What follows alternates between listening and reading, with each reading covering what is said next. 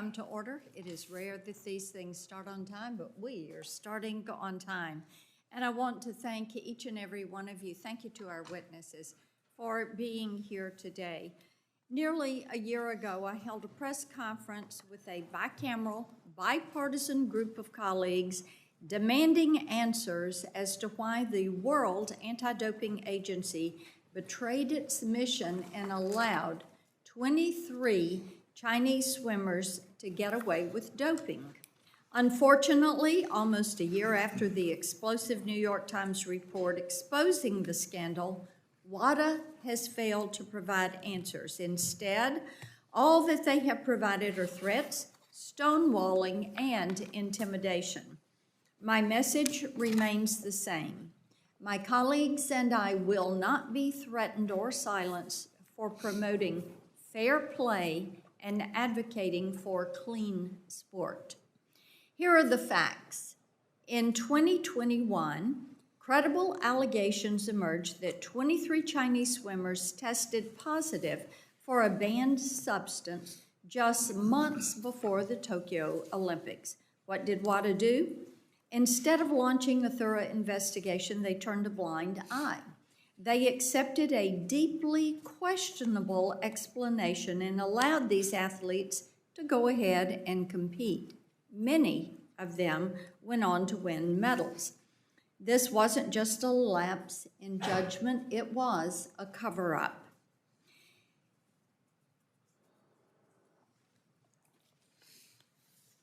Just as disturbing is WADA's effort to use our own Olympic bids as leverage. In response to legitimate U.S. Senate concerns, WADA and the IOC threatened our country's bid to host the 2034 Winter Olympics in Salt Lake City. And now we have reports of secretive contract arrangements and backroom deals between WADA, the IOC, and parties connected to Salt Lake City's bill, all while WADA's own failures go unaddressed. This is nothing short of a scandal, and it actually strikes at the heart of the Olympic spirit. Fast forward to today, and the World Anti-Doping Agency refused to appear before this committee and answer our questions. Now, WADA's refusal to engage on this issue or work in good faith with the U.S. leads me to one question: what exactly are they hiding? Let me remind everyone, the U.S. is WADA's largest financial contributor. American taxpayers help fund this agency, and yet WADA has treated our concerns with disdain, and our athletes have been treated with disrespect. Their pattern of inconsistent enforcement doesn't stop with China. From Russia's long history of state-sponsored doping to weak penalties for other nations, WADA has sent a dangerous message. If you are an authoritarian regime with a willingness to bribe and cheat, the rules don't apply to you, and our door is open. As we look forward to the 2028 Summer Games in LA and the 34 Winter Games in Salt Lake City, the stakes could not be higher. These games must not be tainted by the same corruptions and cover-ups. American athletes who compete with integrity deserve to know that their competitors are held to the exact same high standards. We've heard from athletes who are tired of watching cheaters take the podium, tired of the mental and emotional strain, and tired of institutions who refuse to protect them. Their voices matter, and today we're listening. This hearing is about accountability. It is about ensuring that WADA no longer shields corrupt regimes from consequences.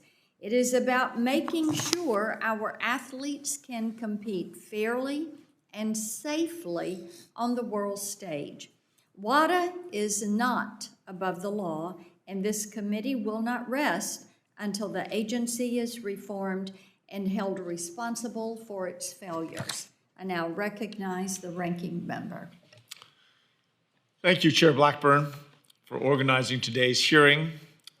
This is our first hearing for the Subcommittee on Consumer Protection, Technology, and Data Privacy in the 119th Congress. With that in mind, I wanted to share how much I look forward to working with you, Madam Chair, on so many of the important issues our subcommittee oversees: safeguarding Americans' sensitive data, promoting transparency and innovation in the artificial intelligence world, elevating Team USA and helping collegiate athletics earn fair compensation, and protecting the Federal Trade Commission, the Consumer Product Safety Commission from overly influential efforts from the executive branch, and making sure that their Senate-confirmed commissioners who have been fired are either swiftly reinstated or replaced. Today we're going to discuss how to strengthen anti-doping enforcement, as you've described, about the recent scandals that have brought a dark cloud over the integrity of Olympic sports. I went to my son's graduation a couple days ago, and the commencement speaker was Katie Ledecky. So I don't have to tell you what school we were at. And she gave a spectacular speech, a really impressive, impactful speech. And my son later pointed out that athletes now are commonly asked to give commencement addresses because they've been under the heat lamp of media attention. They've spent a lot of time explaining themselves and describing circumstances and situations, and they do a very good job at summing things up in a way that people can understand. And certainly Katie Ledecky, if we had more time, I would walk you through the first couple points she made. Maybe Ms. McLaughlin will help fill it in. Every 4 years, the world comes together around the Olympic Games to celebrate and cheer on their players, their teams. And each year over these 4-year periods, we expand the field of competitions and we attract new fans to stadiums around the world. We inspire our youth to dream big. Athletes dedicate their lives, often, almost always from a very early age, for that sole honor of representing their country, in this case, the United States, where they get to wear the red, white, and blue, and they get to hear our national anthem played in medal ceremonies. Among the athletes who compete on behalf of Team USA in the Olympic and Paralympic Games in Paris, 29 of them call Colorado home, which we're very proud about. We're a proud home of the U.S. Olympic and Paralympic Committee that oversees Team USA and our Olympic preparations. We're home to the Olympic and Paralympic Training Center, where we train over 15,000 athletes every year. We're home to the U.S. Olympic Museum, which displays the original scoreboard from the Miracle on Ice, for those of you old enough to remember that, the victory over the Soviet Union. We're home to the U.S. Center for Safe Sport, investigating the instances of substance abuse against athletes. We're home to many of the governing bodies, the NGBs for Olympic sports, and home to the U.S. Anti-Doping Agency, USADA, which enforces doping rules for our athletes. To ensure fairness and transparency in Olympic competitions, the World Anti-Doping Agency, WADA, as Chair Blackburn has described, they are responsible for enforcing the anti-doping regulations in international sports federations. In the months leading up to the Tokyo 2021 Summer Olympic Games, the China Anti-Doping Agency, CHINADA, found that 23 Chinese swimming athletes tested positive for a banned substance, trimetazidine. This substance increases stamina and shortens recovery time, is widely banned as a performance-enhancing drug. What actions did World Anti-Doping Agency take following the test? They refused to investigate how China's swimmers consumed the banned substance. They failed to disclose the testing results to the public until after the New York Times broke the news in spring of 2024.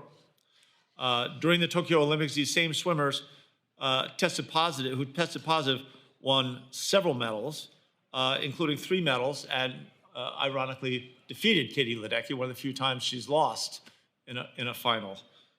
Since the fallout, the world has, I think it's fair to say, lost faith in WADA. In response to the doping scandal, the United States took decisive action, withheld its $3.6 million contribution to WADA. First time a nation's ever taken this action, withholding funds. The United States withheld funding to WADA because their past conduct now raises important questions about the future of Olympic sports. In the next few years, the United States is hosting the FIFA World Cup next summer in 2026, the Summer Olympics in Los Angeles in 2028, the Winter Olympics in Salt Lake City in 2034, and countless world championships across several sports. So how can athletes across Team USA and around the world have confidence that they stand on a level playing field with their competitors?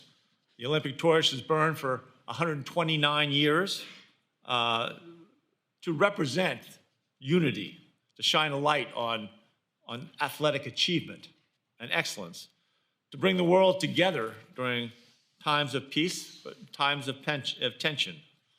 We should not let WADA's misconduct tarnish the next Olympic Games or rob another member of Team USA from their rightful place on a podium. Fairness and transparency is what Team USA and literally every international team deserves and what this committee continues to demand. That is why on a bipartisan basis, last year we joined Senators Cantwell, Cruz, Blackburn, and Blumenthal to send one strong message to the World Anti-Doping Agency. Essentially, we said enough is enough. WADA must increase transparency in its investigations and regain the athletic community's trust. We must shine a light on past misconduct, both in WADA and what they examine, and ensure that U.S. athletes, from Katie Ledecky to Katie McLaughlin, who is with us today, that they are never undercut again.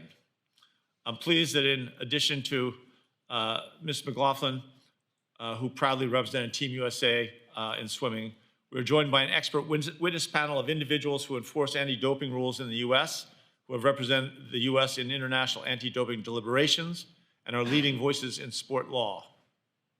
Just as the United States remains at the forefront of all-time Olympic medals, 2,761, although I don't need to brag too loudly about it, we also need to lead the world in transparency and accountability.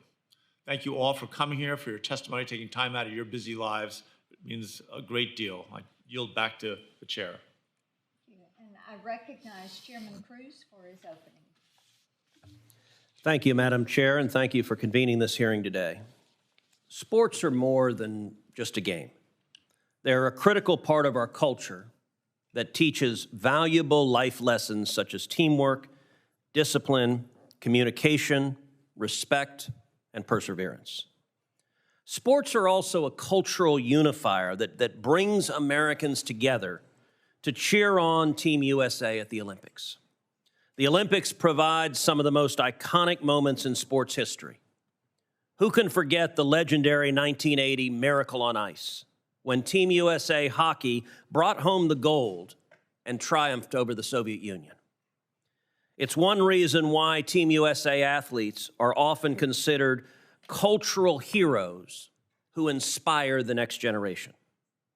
But our athletes didn't just wake up one day being able to compete at an elite level. They earned it from blood, sweat, and tears, literally produced from countless years of training and sacrifice to pursue their dreams of earning that coveted title, Olympian.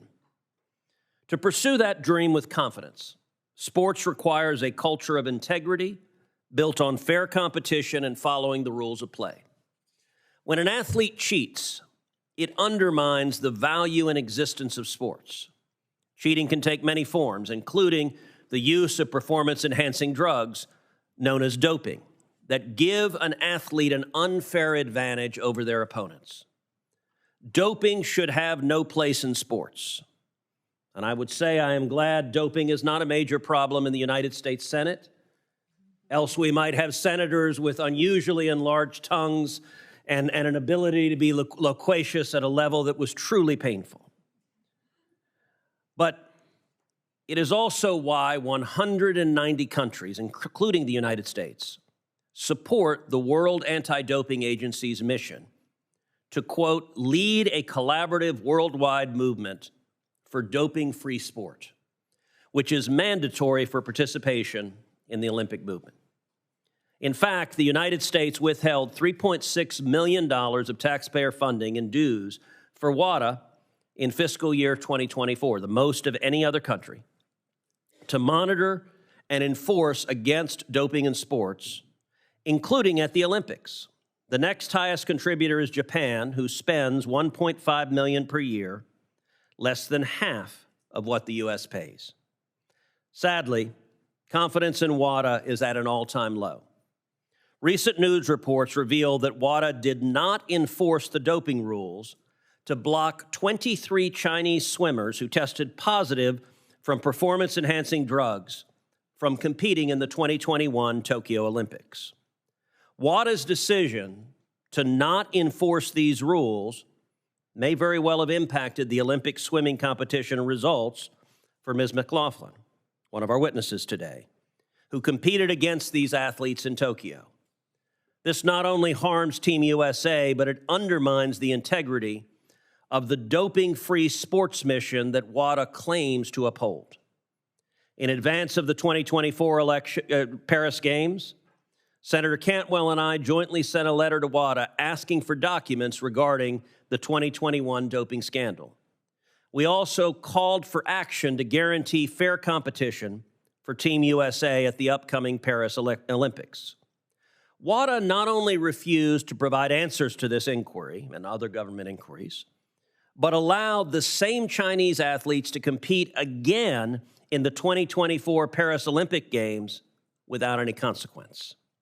Shortly thereafter, the International Olympic Committee announced that Salt Lake City, Utah, would be the host city for the 2034 Winter Olympic Games.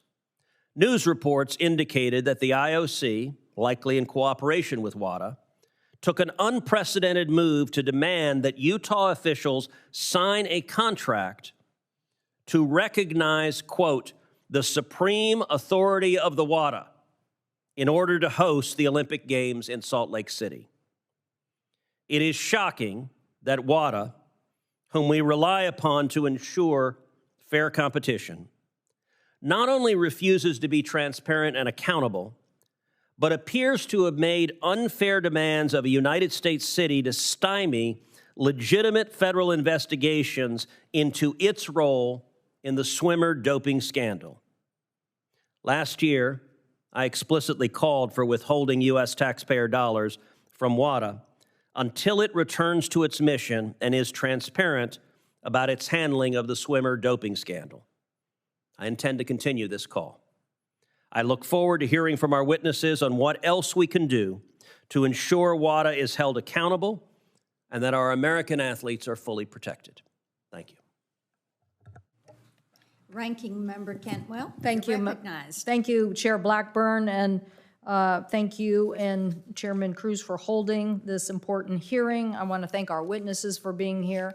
Congress has a critical role to play to ensure that America's athletes are provided every opportunity to succeed.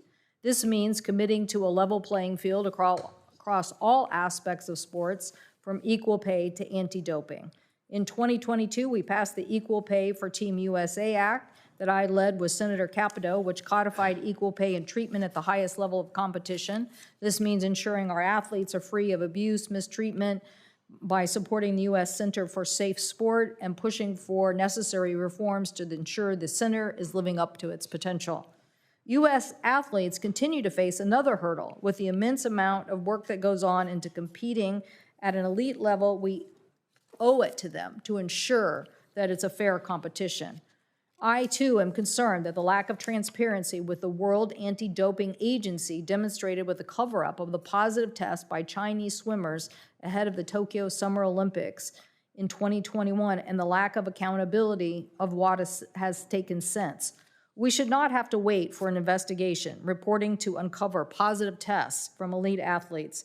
That's what our anti-doping agencies are supposed to do. But even in the wake of the press reports, WADA has failed to be transparent.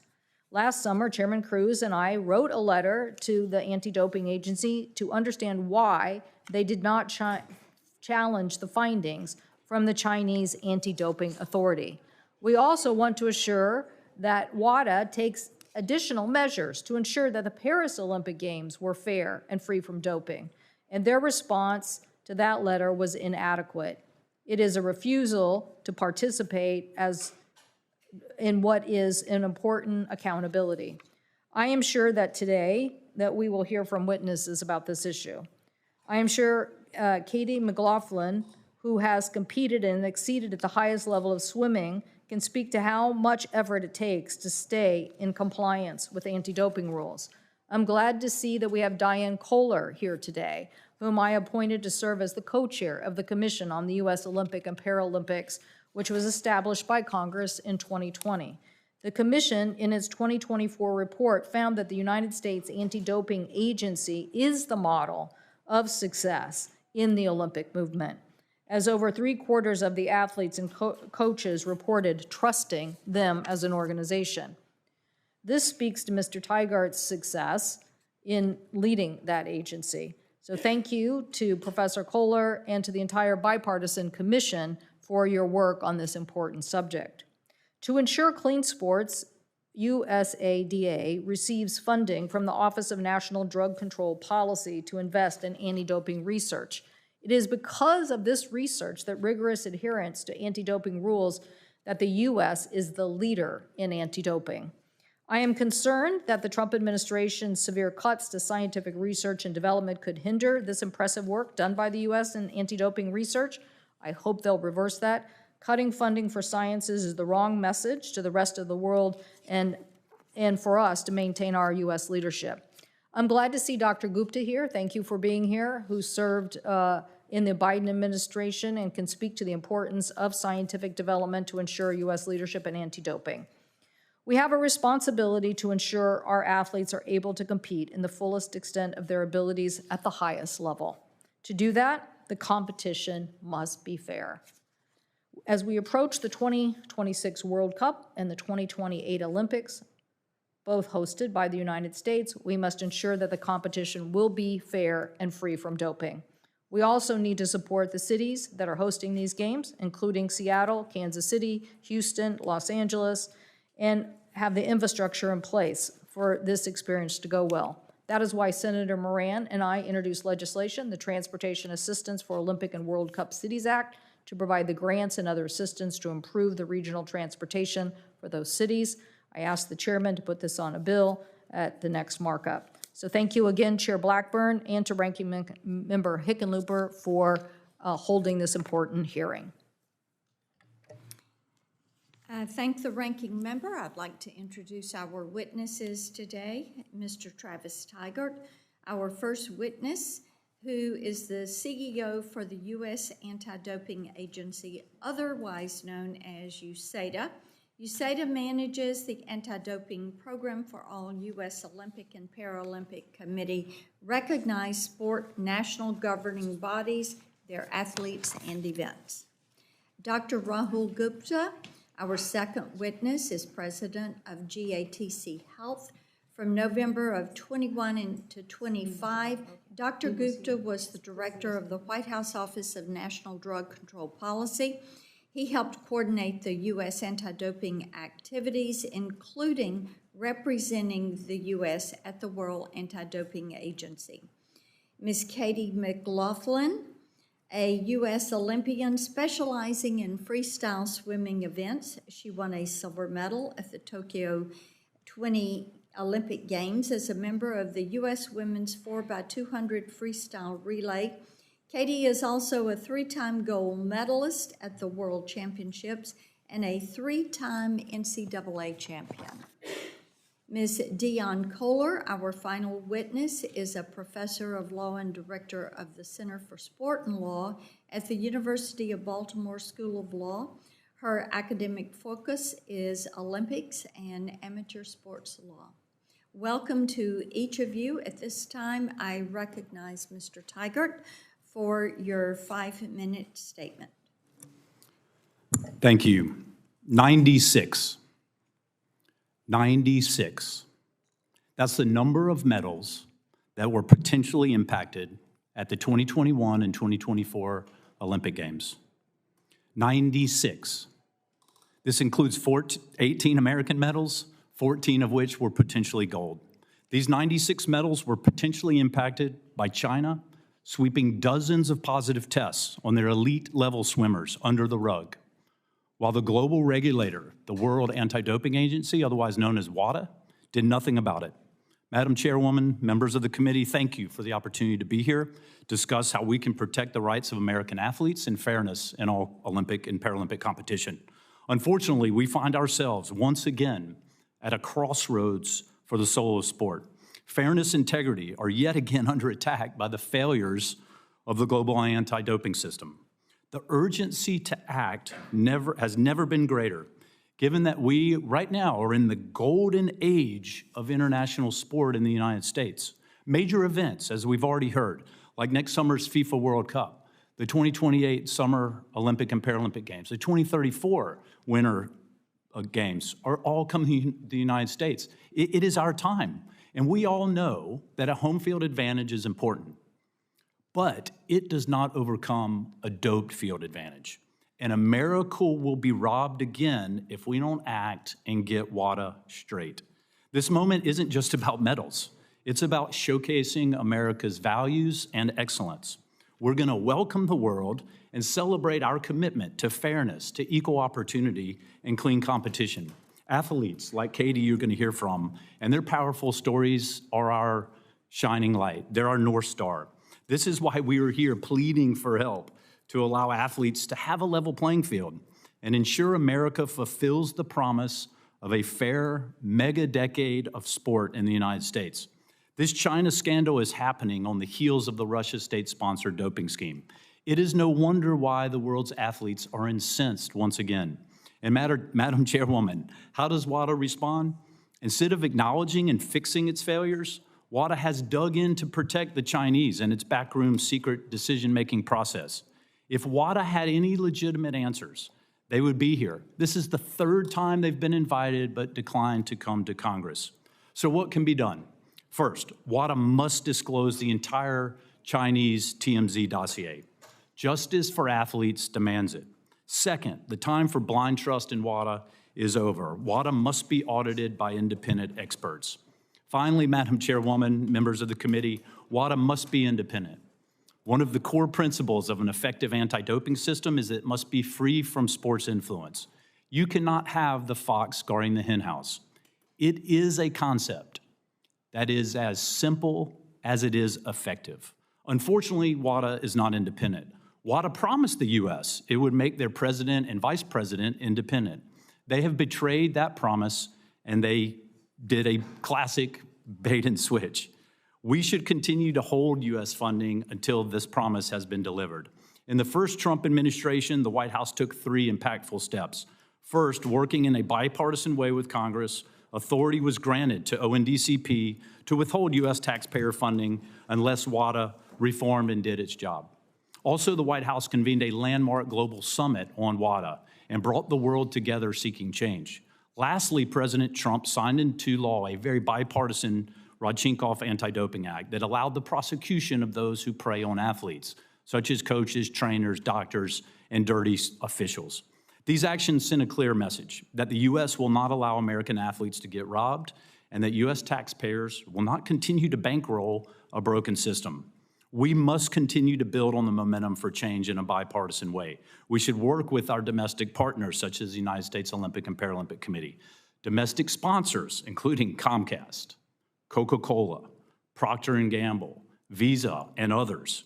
Also, a coordinated government strategy with Congress, ONDCP, and the State Department, working with our government partners and allies around the world to fix WADA. As the host of the upcoming games, the IOC and international sport are going to be expecting a lot from us.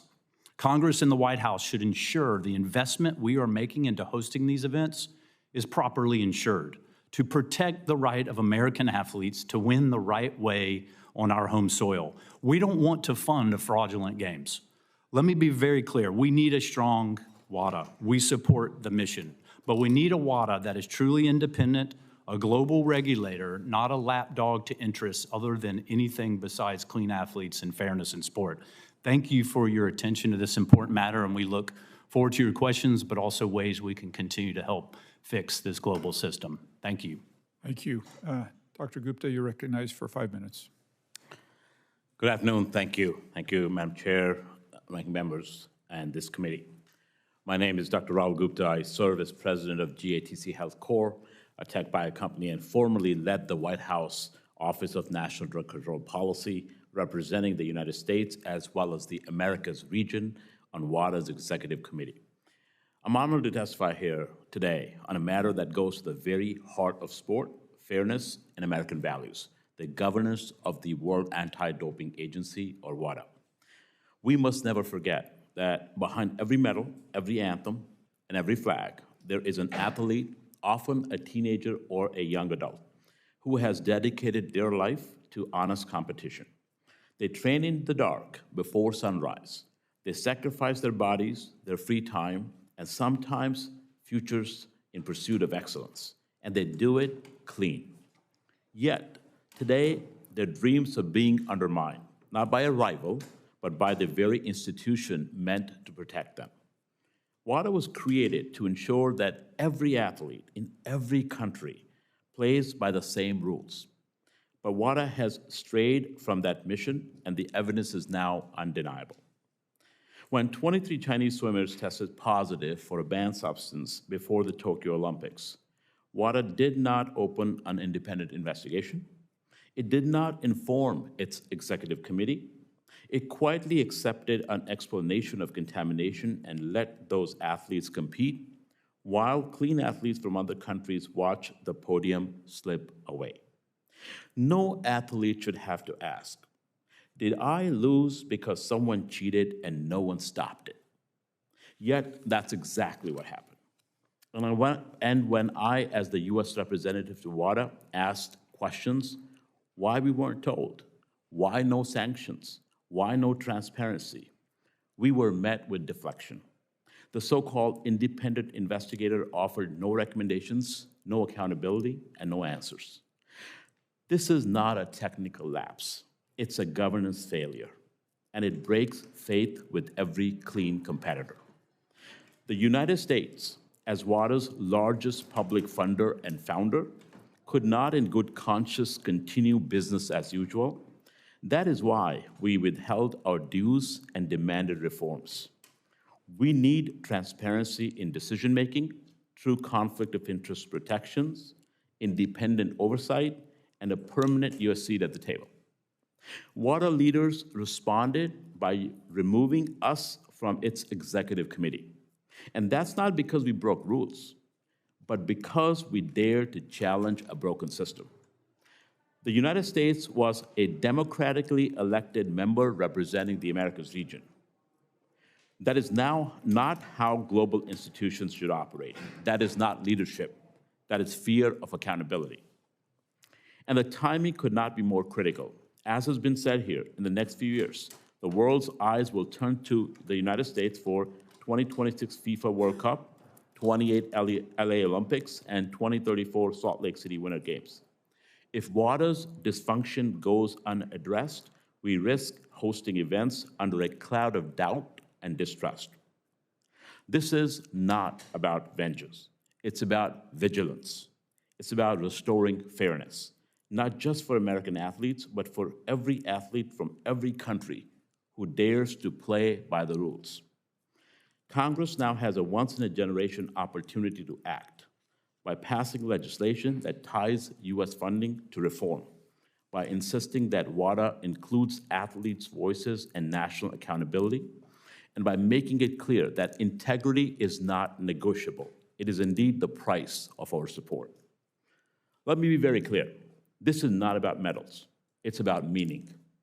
It's about telling every clean athlete, from the swimmer in Nebraska to gymnast in Georgia to the fencer in France, that we have your back. That doping will not win. That integrity still matters. And that United States will not just play on the field, we will lead off it. Thank you, and I look forward to your questions. Thank you, Doctor. Ms. McClellan, you have the floor for 5 minutes. Thank you for being here today. Good afternoon, Madam Chairwoman, Ranking Member, and members of the committee. Thank you guys so much for having me. My name is Katie McLaughlin. I'm an Olympic silver medalist, and I'm so honored to be here and share my story with such an accomplished group. When preparing this, I kept telling my mom and like anyone that would listen to me how unreal it felt, because I just feel like I'm like just a girl that had a big dream. And I think that's exactly why I do feel like I belong here. I'm just a girl who dreamed of swimming for Team USA, and now it matters so deeply to me that the next version of me and the next generation who has a dream of doing the same gets to compete on a level playing field. Like many swimmers, I grew up glued to the Olympics on TV. In 2008, I was like 11 years old, and I remember watching Natalie Coughlin, Michael Phelps, and all those Team USA relays just dominate, and I felt this overwhelming pride to be an American, and I knew I would do anything to be in their shoes one day. No matter how much time or work or sacrifice it would take to get there, I was gonna do it. And as one could imagine, being an elite athlete or Olympian takes a ton of hard work and sacrifice. We show up to the pool 10 times a week, 11 and a half months out of the year, and hope at the end of it all, we're tenths or hundredths of a second better than we were the year prior. We spend that much time training, looking for an edge or just something to set ourselves apart. And again, as a clean athlete, that was the only way and the only option to lead me to achieve my dreams. And it did. At 15, I made the national team for the first time and was entered into the anti-doping testing program, which meant I had to let officials know where I'd be 24/7 every day of the year. They could show up at my house or school or practice, anytime, anywhere for random drug testing. And they did. And over the next 10 years, I was tested more times than I could count. But I never once questioned it, because I believed that's what we all did. I believed in the system, I believed in fair play, and I never even considered that anyone might not feel the same. To me, competing clean wasn't just a rule, it was a responsibility. I was representing my country, my teammates, my family, and when I stood on the blocks, I wanted to know that I earned that place honestly. When my relay team swam under the world record time in Tokyo, we asked to be tested, even though we hadn't won gold. We wanted it documented that we were proud to race clean. That's how much we believed in the principle. So when I learned later that some competitors may not have had that same lead up, that the rules didn't apply to these athletes, it broke my heart and my teammates' hearts. Because, Madam Chairwoman, clean athletes carry the weight of sacrifice and discipline and transparency. And when that's not honored, it undermines the whole point of what we're fighting for. What's particularly disheartening as well is to learn that the powers that be, WADA, who's supposed to be the one holding everyone to the same standard, is not holding everyone accountable. It's really hard to understand how the fundamentals of sport and pride for hard work and pride for representing one's country has been tainted by these actions. In 2016, I was hoping to make my first Olympic team, and 5 months before our trials, I fractured a vertebrae in my neck. And I tried to come back in time, and I didn't make the team. And it was devastating, but it lit a fire in me, and I knew I'd be back. And I was. In 2021, I finally made the Olympic team and won a silver medal in the 4x200 relay, and it was an absolute dream. My teammates and I left everything in the pool. We believed in doing it the right way, and we were so proud of our hard work that earned that medal for the USA. In 2016, that personal heartbreak was out of my control, a complete accident that inspired me to be back. But in 2021, when learning about the scandal about the Chinese swimmers and how that could have been prevented had the correct rules been applied, that one had a different sting. And at the end of the day, we can only control ourselves, and that has given me peace as I've stepped away from the sport, knowing I gave it everything and that my family, coaches, and supporters sacrificed so much to help me chase my dreams. But what about the next young athlete who steps up on the blocks and doesn't have a shot at fairness? Young athletes get one chance to achieve their dream, and they can't on an uneven playing field. And that's what drives me to speak up today. I don't want to stay quiet knowing another young girl like me is out there working just as hard, and she might not get a fair shot. Madam Chairwoman, we Olympians are individuals with individual stories, but what unites us is that we fight for honest, clean, and fair competition. At the end of the day, it's about the people, it's about the pride, sacrifice, and integrity, and it should never have to be a question about whether the playing field is level. I care about the future of my sport and that everyone dreaming of being in my shoes gets a fair shot at achieving their dreams. Thank you all for listening, and thank you for your leadership and help protecting the future of sport. Ms. Kohler, you're recognized for 5 minutes. Thank you. Good afternoon. My name is Dionne Kohler, and I'm a professor of law and the director of the Center for Sport and the Law at the University of Baltimore. I've published several articles on the United States' efforts to fight doping in sport, and I also co-chaired the Bipartisan Commission on the State of U.S. Olympics and Paralympics, which provided its final report to Congress last year. I appreciate the opportunity to testify today, and I commend this committee for taking up the issue of how the United States should respond to WADA's continued failure to fully meet its mission. Members of the committee, WADA has suggested that the U.S. is hypocritical and behaving politically. Yet the U.S. has for decades been a leader in tackling some of the most important, challenging issues affecting elite sport and has never shied away from taking action, even when the target is the United States. From confronting the issue of sexual abuse of athletes to the Equal Pay for Team USA Act and more, the United States and this committee have repeatedly stepped up to protect athletes and the integrity of sport. The U.S. has for decades also shown the same resolve concerning doping in sport. Countries like Russia and China have long used doped athletes to win in international competition.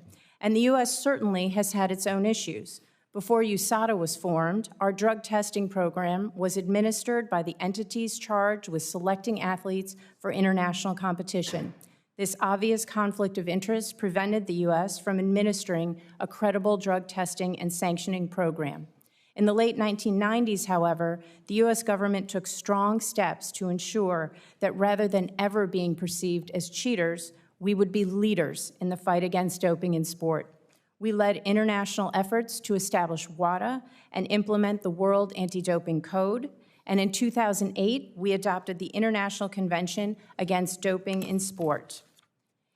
It is useful to review the principles underlying the convention, which include the belief that doping has serious consequences for athlete health, the principle of fair play, and the future of sport, the obligation that the international community cooperate toward the elimination of doping in sport, that public authorities and sport organizations have responsibilities to prevent and combat doping in sport, and that these authorities and organizations must ensure the highest degree of independence and transparency.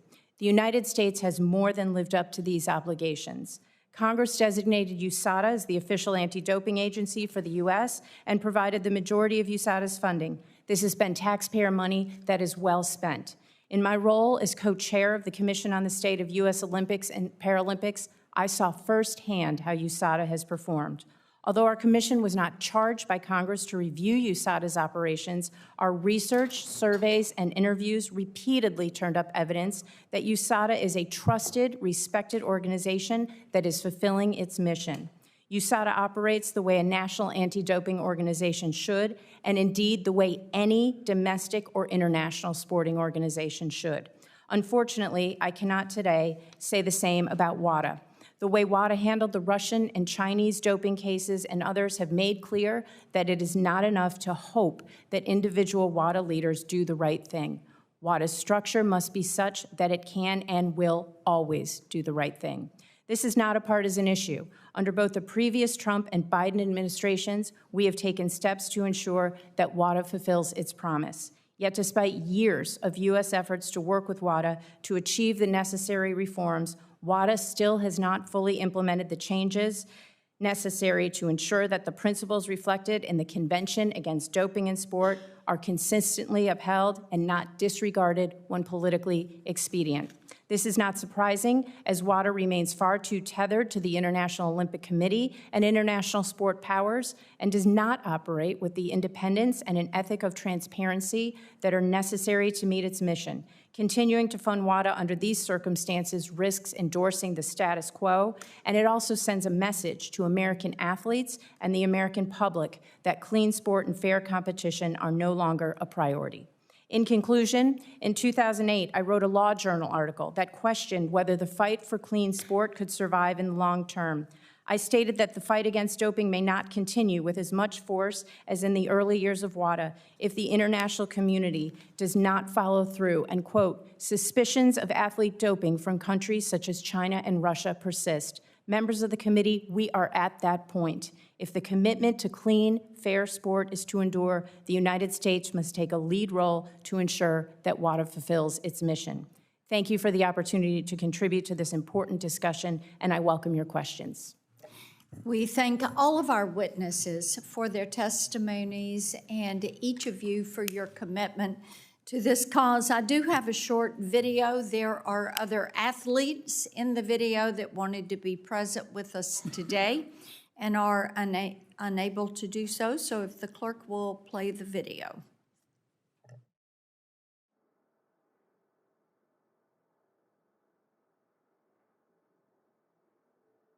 U.S. is now investigating Chinese swimmers who tested positive for doping after the Tokyo Olympics 4 years ago. A new doping scandal has erupted involving Olympic swimmers from China. A New York Times investigation found 23 Chinese swimmers tested positive for the same powerful and banned substance 7 months before the Tokyo Games in 2021. And I remember right after winning my bronze medal, I was so elated. And I walked into the media area to have an interview, and the first thing a reporter shoved a microphone in my face and asked, "Do you think the gold medalist was doping?" Anti-doping is hugely important to me. I always took great pride in the fact that I competed clean, and even greater pride in the fact that we as a nation compete clean.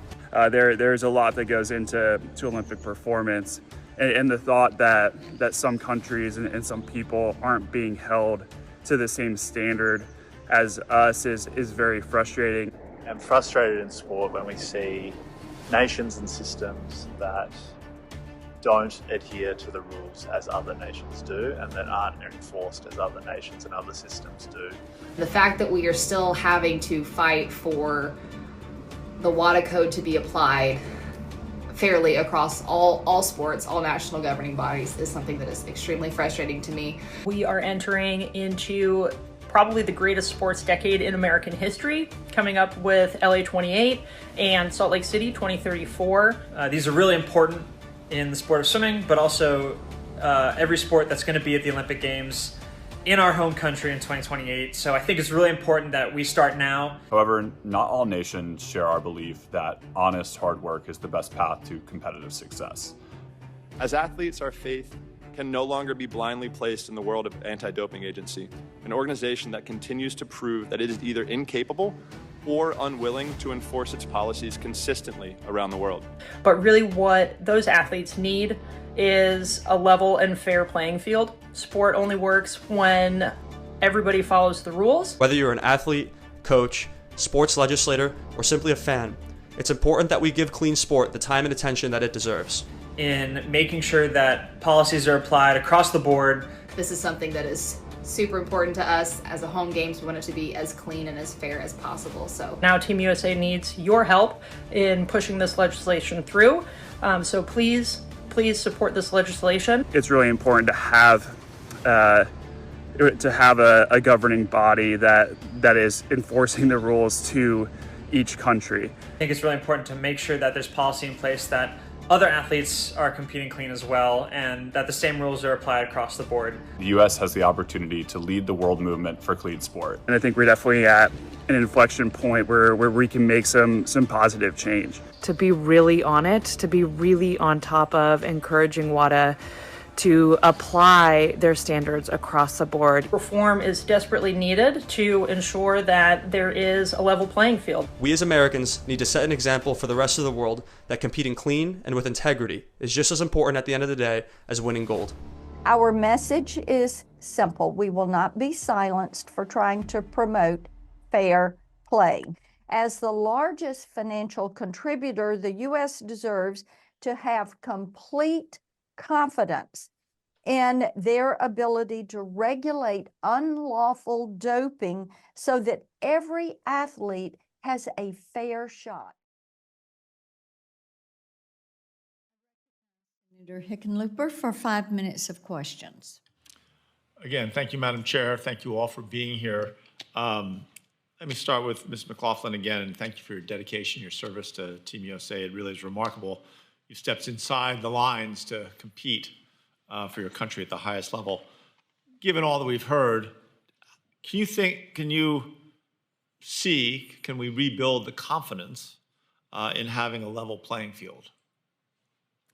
I think that There's definitely hope amongst us athletes that we can. It's super important to us all when we're dedicating so much of our time and our lives, and people in our lives are sacrificing for us as well, that there is potential for us too. And I think that by doing things like this and putting trust in you guys and USADA and everything, I think we're making the right steps. So. Great, thank you. I appreciate you're a role model for so many young people. Really appreciate that. Ms. Kohler, I'm going to swing off a little bit here. Recent House settlement ruled that NCAA Division I schools must pay former athletes over $2 billion in total compensation. Football, basketball, the money flows. Not so much with swimming, track and field. While the aftermath of the House settlement is recent, some Division I schools are considering cutting funding to the they call the non-revenue sports. In the aftermath of the House settlement, what options do universities have, in your opinion, across all levels of the NCAA to grow non-revenue sports? Well, I think there are lots of options, Senator, and thank you for that question. I think the House settlement does not need to be the death knell for Olympic and Paralympic movement sports at our colleges and universities. I think there's much more to say about this. Every school is in a different position. We know that there are different levels of athletic programs, but I think the solutions are there, and I think the idea that we have to cut Olympic and Paralympic movement programs is wrong. I think there's a lot that can be done, and I'd be very happy to follow up with you in the questions for the record to provide you with a lot of specific ideas that have been out there. Great, we'll pursue that. And Ms. McLaughlin, again, you obviously have a vested interest in this, and you've lived it firsthand. How important is it, in your opinion, to maintaining all the Olympic sports and making sure that swimming and diving, how important is that to the future competitiveness of Team USA? Yeah, totally. I loved my time swimming in the NCAA. It was some of my most fond memories as an athlete, and I think it gives so many young swimmers and athletes something to dream of and look forward to. And yeah, I think it was an amazing experience. So thank you. Good. I'm glad to hear that. Ms. Ledecky, when she spoke on Sunday, I think she estimated she swum 26,000 miles and looked at every mile as an investment in who she was to become. And I'm sure that all of you had that same kind of commitment and that investment in yourselves, which is truly powerful for the next generation. Mr. Tygart, thank you for your work with leading the U.S. Anti-Doping Agency. Is it clear that the World Anti-Doping Agency, that WADA, has lost the confidence of many athletes? I think we know what that is, but what reforms or actions do you think WADA needs to take to rebuild trust within sporting federations and athletes before the 2028 Olympics? Thank you, Senator, for the question. Listen, we hear from athletes every day, and you heard from the video, not just based here in the United States, who are frustrated, who are upset, who realize the global regulator doesn't actually have their back, in fact. And so I think the confidence has been undermined, and it's coming on the heels of the Russia state-sponsored doping. If you see in my long testimony about the weightlifting, it was biathlon before that, it was track and field before that. Here we go again, and we have to get this cleaned up to be effective going forward. And transparency, obviously transparency and accountability. I think the silver bullet on reform, to answer the second question, is independence. And I think with independence then flows transparency, accountability, effective use of resources, engaging in dialogue to how to better themselves, and then ultimately trust, which is the most important aspect for a system that is supposed to give confidence to athletes doing it the right way is the only way to win. Right. Dr. Gupta, how do you think we can build the international collaborative efforts to get back to this goal of trust? Thank you for that question, Senator. I think it's going to be important that the United States works with other countries like-minded. We have worked within the Americas, 41 nations, where we were elected for the second time just this past April. I think we have to continue to do that with European partners, allies in New Zealand, in Australia, in Japan, and others, to make sure that, again, the transparency, accountability is first foremost in order to build that trust into WADA. Great. Thank you very much. I yield back to the chair. We thank you and know you have to rush off. I appreciate so it. go make that speech well. I will. We're depending on him. Ms. McLaughlin, I want to come to you first. Talk to me a minute about how it made you feel when you read the New York Times expose and you felt like it was confirmed to you that you had been beat because somebody was a cheater. And here you were putting your heart and soul into your training, and you get to that moment to get that medal, and it's not there because somebody cheated you out of it. Yeah, thank you for your question. It was devastating, honestly. I remember getting the call from USADA letting me know that the New York Times article was gonna break, and I was just so taken aback and heartbroken, and I think I spent a lot of my career trusting in the powers that be, and it was really sad to find out that that's not someone who could be trusted, meaning WADA. I think a lot of my teammates and I were just pretty let down, and I think, at the end of the day, all I can control was myself and my own race, and my teammates could only control their part of the race, so that's something to kind of hold on to, but I think just pretty devastating, heartbreaking all around, but thank you. Mr. Tygart, as we've mentioned before, as soon as the allegations came to light, I got a letter out to WADA demanding to know why they felt like they could ignore this doping, and their answer back to me was insufficient. And of course, they blame everyone but themselves, which is not a surprise to us. And they even said that there was no basis to challenge that contamination and that the source was TMZ. And so there you go. We find out, of course, that they have lied about this, and I know you've reviewed their response. I want you to just talk for a minute about why it is completely implausible that the Chinese swimmers were unwittingly contaminated. Thank you for the question, Senator Blackburn, and for your efforts, including the introduction of the Restore Confidence WADA Act that's before this subcommittee. Listen, I think we have attempted to get answers just as you all have to what really happened.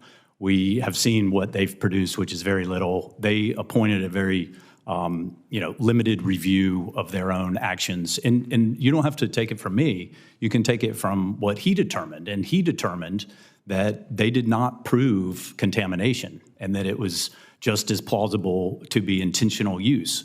You then couple that with the fact that WADA did no investigation, just blindly accepted the factual scenario that was provided by the Chinese. And in fact, months before these positive tests showed up on their desk, they had interviewed a defector, a whistleblower from China, who had indicated to them that TMZ was being given in a systemic fashion to athletes, but yet WADA leaders never brought in their independent investigative unit. They have a 16-person, very experienced investigative unit. They were not involved at all with investigating the facts of this case. TMZ is a prescription medication in some countries.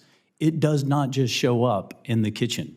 It's unbelievable to think that, Tinkerbell showed up and sprinkled it within the kitchen. The Chinese didn't find anyone using it. They didn't find it in the food. And the amount of food, the amount of contaminated drink you would have to actually eat or consume to get these levels was a few micrograms. I think we did the analysis based on the information that's out there. It's like 11 pounds of food and over, I think, 7 gallons of liquid in order to get the levels. And to think that Chinese athletes at the top of their game are going to do that type of diet the day before an event or the day after one event before the next day's race is just absolutely ludicrous. And it's why we've asked for the questions. Why hasn't this followed the process and the protocols that are in place? Let me ask you this, kind of following on to that. Why do you think that WADA thought they could intimidate the U.S. and the U.S. Olympic Committee and the Salt Lake City officials, and why was there a capitulation there? Listen, I think it's what happened in Paris, I think you're referring to. I think it's Exhibit A of the value and the importance of independence in anti-doping enforcement. You have the perception that the IOC leveraged the giving of the Olympic Games in exchange for us bowing down, as Senator Cruz mentioned, to the supreme authority of WADA. Those shouldn't be commingled whatsoever. Now, we've been assured from the United States Olympic and Paralympic Committee that it's meaningless. There was no quid pro quo in their mind, and we must give credit to the United States Olympic and Paralympic Committee because they did make the independent decision to create USADA. You've heard from some of the other witnesses about the effective model of independence. They took the courage back in late 1999, early 2000 to say we're gonna be involved to help fund, but we're not gonna be involved from a decision-making standpoint. We're gonna remove the fox from guarding the hen house here in the United States. And we think, and Professor Kohler testified to it, we think that's made all the difference in enforcement. And unfortunately, that's not what has happened and occurred with the IOC and with the World Anti-Doping Agency. All right, 5 minutes to the gentleman from Utah. Thank you, Madam Chair. Thank you to our witnesses. Mr. Tiger, as you know, Utah hosted the 2002 Winter Olympics. I think by everybody's standards, it was a tremendous success, both for the state and for the Olympics. Today, imagine our pride in hosting the 2034 Games. And to us, building on that legacy that we had in 2002 is just really important. And to be honest, if you ask the average person on the street in Utah about WADA or USADA, they wouldn't know, right, what was going on. But they do know this. They want the Olympics in 2034 to be the cleanest Olympics in the history of Olympics. So what has to happen? What does WADA, can they restore trust? And to restore trust specifically, not in generalities, what do they need to do? Listen, I think the silver bullet to restoring trust is independence. They promised an independent president and vice president. They betrayed that promise. And that was part of why the U.S. back in 2020 agreed to fund WADA, was making it more independent. That was in the legislative language to the funding that U.S. taxpayers agreed to send to WADA. And that was supposed to go into effect, but they changed the rules mid-game. A bait and switch is what happened. I do firmly believe if you put in independent president and vice president on the executive committee, which then also means it's on the foundation board, they're the same people, then we can begin the process of ensuring that it's trustworthy, that it's transparent, has accountability, and change the culture so it's not a service or lapdog to sport, but is actually a dedicated, faithful servant to clean athletes. Great, thank you. Katie, thank you for being here today. There are not many people that have done what you did, and there are not many people who could come here today and fill the role that you're filling. I think in many ways, there are a lot of people, both in Congress and professionally, who are working on getting this fixed, but you represent the athletes. So what do we need to do so that the next person that stands on that pool deck feels like, you know what, this is going to be fair? Thank you for your question. I don't have the specific ground rules of a plan of what I think should be done, but I think just echoing what Travis has said of independence and finding a way for the athletes to be able to trust WADA is super important. And I think that's pretty much it. Okay, good. Well said. Dr. Gupta, we talked about transparency. In your legal opinion, right, in your professional opinion, how does that happen? And is there possible legal action under Roshihoff anti-doping legislation do we need to do? Thank you, Senator, and really appreciate the work of this committee actually on this issue. It's really critical. I do echo my colleagues' thoughts here about the true independence. I also think having the independent code compliance audits is important. I think having make sure there's no conflicts of interest in the leadership of WADA is important. I think independent athletes representation is important. I think strengthening our oversight of it and having that representation, what I found is if we're not at the seat, we can impact change. And we're about the most independent, and you've heard Katie talk about what U.S. athletes do, and we want to make sure that everybody's doing it, first of all. But more importantly, we want to make sure that cheaters are not part of that system. And then, of course, engaging our corporate stakeholders and leveraging much more diplomatic channels. I think all of those things, we cannot give up our authority under the Rodchenkov Act to go after the entourage of bad actors, and that's where the supreme authority language kind of doesn't work for the United States when these games are coming to U.S., and we are so proud of those as well. Thanks. Let me ask this. Athletes are going to get more and more innovative at cheating. What resources do we need to bring to the table to deal with that? I think we do. Congress has to think about more resources in terms of supporting USADA's work, because I do think that more R&D and more work will be required in the future, because we have a decade, a golden decade in the United States where we will have so much more sports, but also ensuring that, I withheld the funding because we weren't getting results. So we have to be more accountable ourselves, as well as expect accountability out of WADA. Good. Ms. Kohler, I have just a few seconds left. Would you like to weigh in on any of the questions that I've asked? No, Senator, I think it's been well covered. Thank you. Yeah, thank you. Madam Chair, I yield.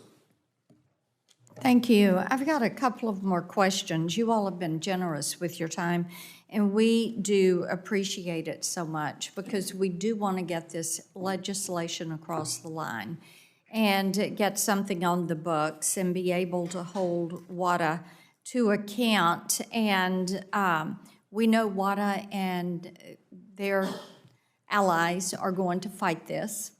As I said earlier, they've refused to come to the committee. They have refused to provide an explanation. I'm certain part of that is they don't want to be under oath and have to admit what is done. But Dr. Gupta, you've been somebody who made the decision to withhold those funds, and that was an impactful decision. And I want you to talk for the record for just a minute about why it is so important that Congress pass this legislation, give the ONDCP the permanent authority to oversee these funds, and then why it was important to withhold those funds. Thank you, Madam Chairwoman.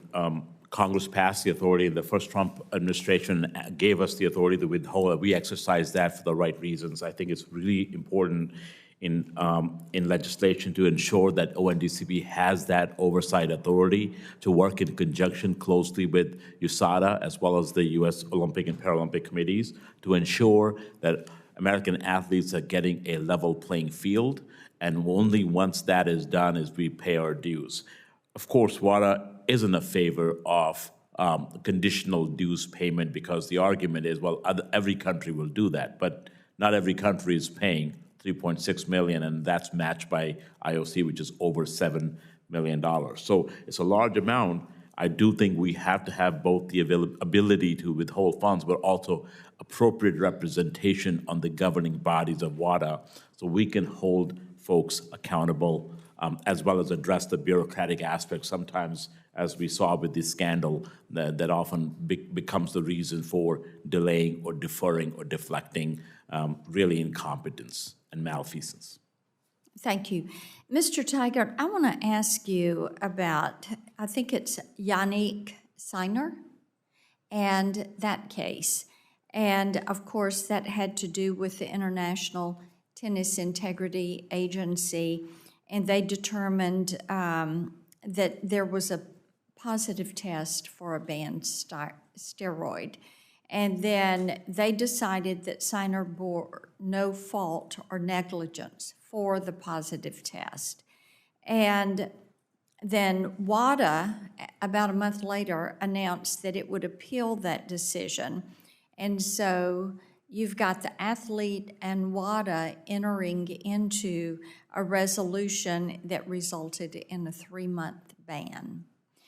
But it seems that WADA approached that very differently from how they approached the Chinese swimmers case. And I don't know if you have insight into why you think they would have approached these cases so differently. It's impossible based on what we've seen to give even speculation of why they were approached so differently. And what was so distressing and why you hear some of the world's top tennis players so outspoken about the unfairness now that they perceive in tennis was because how WADA treated this center case, where they appealed it, rattled the sabers that it should be a 1 to 2 year suspension, and then on the eve of the hearing cut a deal with a very rarely used provision, and in their explanation attempted to say there were 67 other cases where they treated it similarly. We've went out and tried to find those cases, and they're nowhere to be found. And so it raises once again this idea that WADA is unilaterally making decisions not in line with the transparency, the disclosure rules, which are absolutely mandatory. And I neglected to say it earlier, but make no mistake on the Chinese cases, even if there was contamination, Madam Chairwoman, they still had to announce those cases. They still had to disqualify those athletes.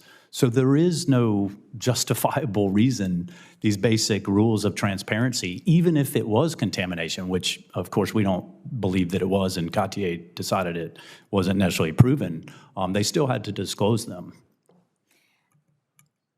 I want to ask you about something in your testimony. You said China has paid an extra $1.8 million. That's much more than their required dues, and they've done that since 2018, correct? Yes, ma'am. And in 22, the Chinese earmarked $500,000 specifically for investigations in intelligence. And WADA turned a blind eye to every bit of this and allowed the Chinese swimmers to go ahead and come in. So do you believe there was a quid pro quo? It's impossible to answer. However, what is clear is the perceived, at best case for WADA, the perceived conflict of, on the one hand, accepting, in addition to what you just mentioned, they have a private sponsorship with Atna, the biggest Chinese, it's the Nike of China that also sponsors the Chinese swim team and the Chinese Olympic team. So they're getting extra gifts from China on the one hand, including the $500,000 you mentioned for specifically for investigation effort. And then on the other hand, they don't apply the rules, even if you believed it was contamination to China, and don't even investigate the facts that came across their desk. So at a minimum, the perception of that is what's destroying the credibility in this system. Well, indeed it has. And I want to thank each of you for being here today and for your testimony and for your patience as we were running back and forth to the Capitol for votes. I will remind all of our senators on this committee that they have until the close of business on June 24th to submit their questions for the record. And then you, as our witnesses, will have until July 8th to respond to each of those. This concludes our hearing today. The committee stands adjourned.